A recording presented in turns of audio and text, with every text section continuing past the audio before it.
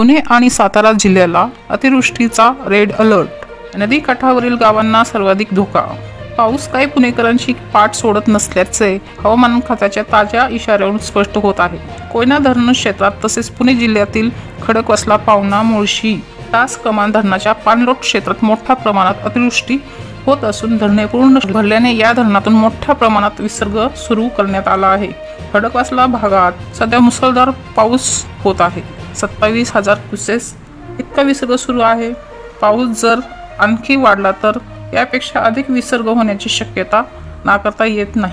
मुळशी धरणातून 27,609 क्युसेसने, पावना धरणातून 5,000 क्युसेस, साकसमान धरणातून 8,050 क्युसेस वेगाने विसर्ग सुरू आहे। धरण क्षेत्रात अतिवृष्टी सुरू राहिल्यास विसर्गाचा वेग वाढण्याची शक्यता आहे।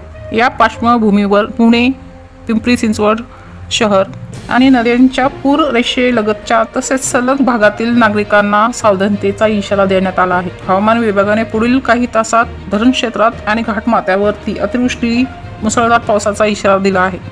सिंहगड रोडवरील एकता नगरच्या 2 सोसायट्यांमध्ये पाणी शिरलं आहे, त्यामुळे 15 घरांचा वीज पुरवठा बंद करण्यात आला आहे। प्रेमनगर, पुलाची वाडी, 100 ग्राहकांचा वीज पुरवठा बंद करण्यात आला आहे। प्रशासनाकडून नागरिकांना सतर्कतेचा इशारा देण्यात आला आहे। काल रात्रीपासून प्रशासन ॲक्टिव्ह आहे। अनेक ठिकाणी पोलीस असतील, महानगरपालिकेचे अधिकारी असतील आणि अग्निशमक दलाचे कर्मचारी असतील, हे सगळीकडे तैनात करण्यात आले आहेत। पुन्हा एकदा पाण्याचा विसर्ग वाढल्यामुळे एकता नगर असेल, येरवडा असेल, डेक्कन परिसरातील काही भाग असेल, लोकांना स्थलांतरित करण्यात आले आहे। भिडे पूल पुन्हा एकदा पाण्याखाली गेल्यामुळे गेल्या 2 दिवसापासून भिडे पुलाखालील वाहतुकीसाठी पूर्ण रस्ता बंद करण्यात आलेला आहे।